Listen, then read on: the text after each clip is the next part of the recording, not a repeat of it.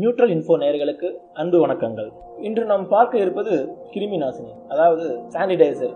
இந்த சானிடைசர் பார்த்தீங்கன்னா இப்போ நம்மளுடைய அத்தியாவசிய பொருள்ல இதுவும் ஒன்றாயிடுச்சு. இதற்கு காரணம் என்னன்னு பார்த்துக்கிட்டிங்கன்னா கொரோனா வைரஸ். கொரோனா தொற்றிலிருந்து காக்க உதவும் ஒரு சிறு துளி அப்படின்னு நாம சொல்றோம். நாம சானிடைசரை யூஸ் பண்ணா கையில் இருக்கக்கூடிய கிருமிகளை அதை அழிச்சிரும் அப்படின்னு நம்ம நினைச்சோம்னா அது மிகப்பெரிய தவறு.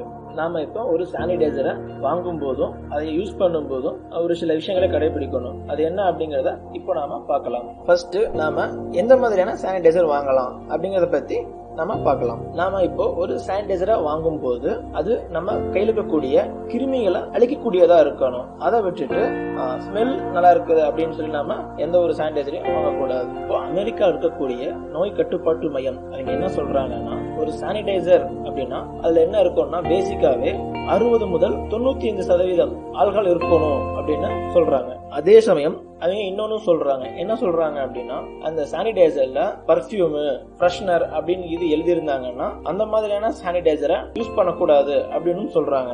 ஒரு சில சானிடைசர் பாத்தீங்கன்னா அதுல ஆல்கஹால் கண்டென்ட் இல்லாம இருக்கும். இன்னொரு சில சானிடைசர்ல கண்டென்ட் ரொம்ப கம்மியா கொடுத்திருப்பாங்க. சோ இந்த மாதிரி இருக்கக்கூடிய சானிடைசர் யூஸ் பண்ணணும் அப்படின்னா நம்ம கையில இருக்கக்கூடிய கிருமிகளை அது கொள்ளாது. ஒருவேளை இது கிருமியை அழிக்காம அது அதிகமாகாம தடுக்க உதவலாம் இந்த மாதிரியான சானிடைசர் எல்லாம். இப்ப நாம ஒரு சானிடைசரை எப்படி வாங்கணும் அப்படிங்கறத பத்தி நம்ம பார்த்துட்டோம். நம்ம அடுத்தது என்ன பார்க்க போறோம்னா, அந்த வாங்கின சானிடைசரை எப்படி நம்ம யூஸ் பண்ணணும் அப்படிங்கறத பத்தி நாம இப்போ பார்க்கலாம். இந்த சானிடைசர் நம்ம கைக்கு மட்டும் தான் யூஸ் பண்ணணும். உடல வேற எந்த ஒரு பகுதியிலும் இதை நாம யூஸ் பண்ண கூடாது. இந்த சானிடைசர் பாத்தீங்கன்னா எரியும் தன்மை கொண்டது. அதனால சமைக்கிறதுக்கு முன்னாடி இதை நாம யூஸ் பண்ணாம இருக்கிறது ரொம்ப நல்லது. எரியக்கூடிய பொருள் ஏதாவது இருந்துச்சுன்னா அதனுடைய பக்கத்துல நாம இதை வைக்க வேண்டாம். உடலில் எங்கேயாவது காயம் ஏற்பட்டுருச்சு அப்படின்னா நாம அப்ப இதை பயன்படுத்தக்கூடாது. நம்ம ஃபர்ஸ்ட் சொன்னது என்ன அப்படின்னா, சானிடைசர் அப்படிங்கிறது நம்ம கை கழுவுறதுக்கு மட்டும்தான். உடல்ல எந்த ஒரு பகுதியிலும் இந்த சானிடைசர் நாம யூஸ் பண்ண கூடாது. கை ரொம்ப அழுக்கா இருக்கும் போது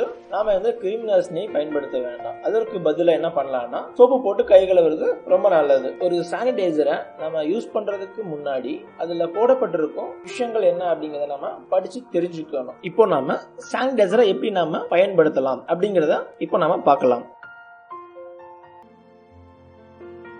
நாம சானிடைசரை பயன்படுத்தி அது ட்ரை ஆகிறதுக்கு ஒரு 20 செகண்ட் எடுத்துக்கும். நம்ம அது வரைக்கும் வெயிட் பண்ணணும். கை நல்லா ட்ரை ஆனதுக்கு அப்புறம் தான் நம்ம மற்ற வேலைகளை செய்ய ஆரம்பிக்கணும். நாம இப்போ சானிடைசர் யூஸ் பண்ணிட்டு அது ட்ரை ஆகிறதுக்கு முன்னாடியே நம்ம ஏதாவது ஒரு கிளாத்தை வச்சோ இல்ல ஏதாவது ஒரு பேப்பரை வச்சு நம்ம தொடச்சிட்டோம் அப்படின்னா அது வேஸ்ட். அதனால நம்ம அந்த மாதிரி எந்த ஒரு வேலையும் செய்யக்கூடாது. அது நம்ம ட்ரை ஆகிற வரைக்கும் அப்படியே விட்டுறணும். சானிடைசரை விட ரொம்ப சிறந்தது என்ன அப்படின்னு பாத்தீங்கன்னா, சோப்பு போட்டு தண்ணியில வாஷ் பண்றதா ரொம்ப சிறந்தது. சோ அதுக்கான சான்ஸ் கிடைக்காதுங்க. இப்ப நம்ம டிராவல் இருப்போம், கொஞ்சம் வெளியில இருப்போம், அப்படி இருக்கும்போது மட்டும் இந்த சானிடைசரை யூஸ் பண்ணிக்கலாம். நாம இப்போ சானிடைசர் எப்படி யூஸ் பண்றத பத்தி பார்த்துட்டோம். அப்புறம் எந்த மாதிரியான சானிடைசரை வாங்கணும் அப்படிங்கறத பத்தியும் பார்த்துட்டோம். உங்களுக்கு இந்த பதிவு பிடிச்சிருந்துச்சுன்னா லைக் பண்ணுங்க, ஷேர் பண்ணுங்க, அப்படியே கமெண்ட் பண்ணுங்க, சப்ஸ்கிரைப் பண்ணுங்க. மற்றும் வேற ஒரு பதிவில் சந்திக்கிறேன். நன்றி, வணக்கம்.